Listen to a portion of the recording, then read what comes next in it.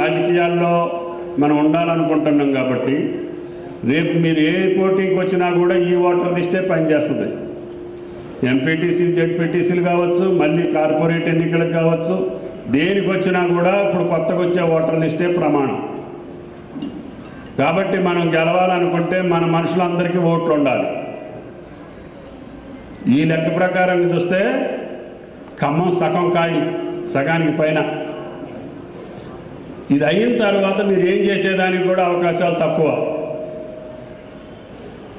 ఈసారి ఏం చెప్పారంటే ఓటుకు నమోదు చేసుకునే బాధ్యత, నిర్ధారించుకునే బాధ్యత, నిరూపించుకునే బాధ్యత ఓటర్ మీదే పెట్టారు.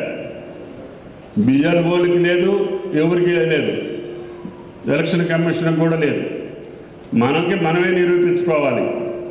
ఇందాక సార్ చెప్పినట్లుగా బయటికి వెళ్ళిపోయిన వాళ్ళు ఎవళ్ళు, ఉద్యోగాలు చేసేటటువంటి వాళ్ళు ఎవళ్ళు, ఇతర దేశాల్లో ఉన్నటువంటి వాళ్ళు ఎవళ్ళు, ఇతర రాష్ట్రాల్లో ఉన్నటువంటి వాళ్ళు ఎవళ్ళు, ఎక్కడి నుంచైనా ఓటు నమోదు చేసుకోవచ్చు. అమెరికా నుంచి కూడా మనం ఇక్కడ ఓటు నమోదు చేసుకోవచ్చు మన పిల్లలకి.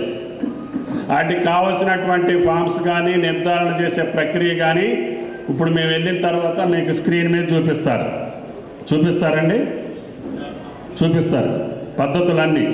వాళ్ళకి ఉన్నటువంటి డౌట్స్ అన్నీ కూడా మీరు నివృత్తి చేయాలి. 90 లక్షల ఓట్లు తీసేస్తే 30 లక్షలతోటే ఓడిపోయింది. అంటే రాష్ట్ర ప్రభుత్వం యొక్క భవిష్యత్తే, ఆ పార్టీ యొక్క ఇదే గల్లంతా అయిపోయింది. ఇప్పుడు ఆ ఎంపీలు ఎక్కడున్నారో, ఎమ్మెల్యేలు ఎక్కడున్నారో ఎన్నుకునే పరిస్థితిలో ఉంది ఆ ప్రభుత్వం.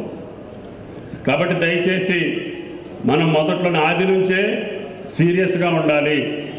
ఒక్క ఓటు కూడా మీరు మిస్ చేసుకోవద్దు. మీ డివిజన్ కావచ్చు, మీ పంచాయతీ కావచ్చు, ఏదైనా బాధ్యులు తీసుకున్నటువంటి వాళ్ళు ఏదైనా సమస్య వస్తే, ఆరోగ్య సమస్య కానీ, కుటుంబ సమస్య కానీ, ఇంకేదైనా వస్తే వెంటనే ప్రెసిడెంట్ గారికి చెప్పి వేరే అతన్ని మార్చుకోవచ్చు కదా. కాబట్టి దయచేసి ఎక్కడా కూడా ఉండి పనిచేయకుండా ఉంటే నష్టం జరుగుద్ది. ఉండకపోయినా పర్వాలేదు, కానీ నేను ఆ పోస్ట్లో ఉండి నేను పనిచేయనంటే భవిష్యత్ రాజకీయాలకు అందరికీ నష్టం.